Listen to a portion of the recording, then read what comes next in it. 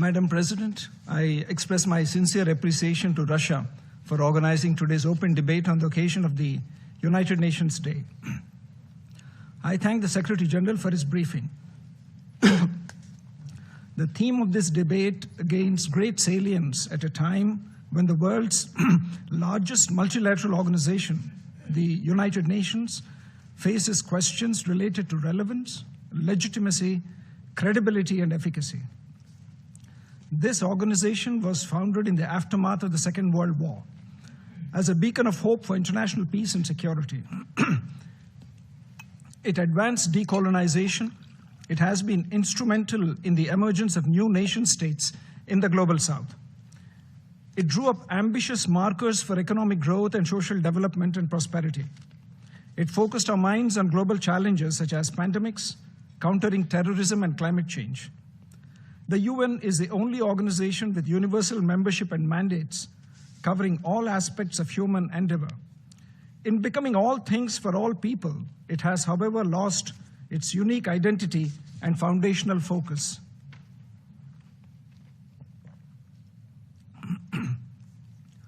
Milestones are usually launch pads for organizational review and revamp to face the future with renewed vigor. Yet the high-level week of the General Assembly last month essentially was an inward-looking exercise. How to deal with shrinking resources and bureaucratic restructuring. The time has come to go beyond pennies and posts and craft a new vision for the future of the UN. The global challenges we face, from pandemics to terrorism and economic instability to climate change, are interconnected and transcend national borders. We need more cooperation transcending the competitive aspects of international politics. Madam President, in this backdrop, I would like to make the following points. First, the world associates the UN with maintenance of international peace and security. Citizens across the globe evaluate the UN on the basis of its ability to meaningfully intervene in and contain conflicts and prevent their recurrence. As the principal organ of the UN Security Council is primarily responsible for this important task. An outdated council architecture that mirrors geopolitical realities of 1945 is not equipped to handle the challenges of 2025. The existing 80-year-old framework needs an immediate and fundamental overhaul. Postponing it indefinitely, playing on procedure and process, does immense disservice to our citizens, especially in the global south. Council reform must include expansion in both permanent and non-permanent categories and must be carried out through text-based negotiations conducted in a time-bound framework. Second, the global south needs greater representation and say in all UN organs and processes. This bloc of countries represents the overwhelming proportion of humanity and has its unique set of challenges, particularly in the areas of development, climate, and financing. Global decision-making structures need to be more democratic and inclusive so as to respond effectively to the needs of the global south. Third, international cooperation is increasingly being seen as charity. Well-being is increasingly being seen in narrow national terms, and prosperity is increasingly being ring-fenced amid shrinking access to resources and technologies that are necessary for growth and fulfilling the aspirations of citizens from the global south. An approach that doesn't perceive progress and prosperity in universal terms is neither sustainable nor tenable in moral terms and on a practical basis. Fourth, UN mechanisms must be more agile. For instance, UN peacekeepers are facing newer challenges every day. Meaningfully discharging their entire spectrum of responsibilities calls for realistic mandates that are based on inputs from troop contributing countries, providing resources commensurate with the mandate, infusion of technology, building of capacities, etc. Such reforms are warranted across UN organs and mechanisms. Fifth, UN80 must go beyond budget rationalization and streamlining of human resources. Structural adjustments of different UN bodies are welcome but not enough. UN80 must be far more ambitious in nature, aimed at realizing real comprehensive reforms of the UN and its principal organs, and positing a vision for the future.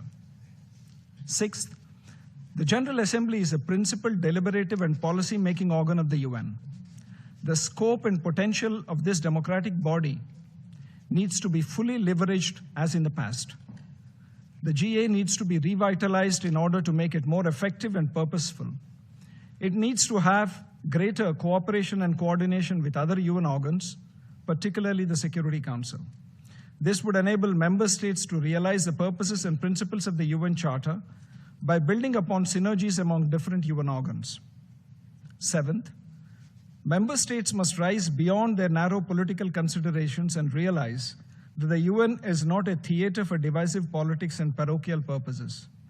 In a world fractured and fragmented along multiple fault lines, the United Nations, as the largest multilateral body, is the only vehicle that we possess to harness our collective energies for global public good.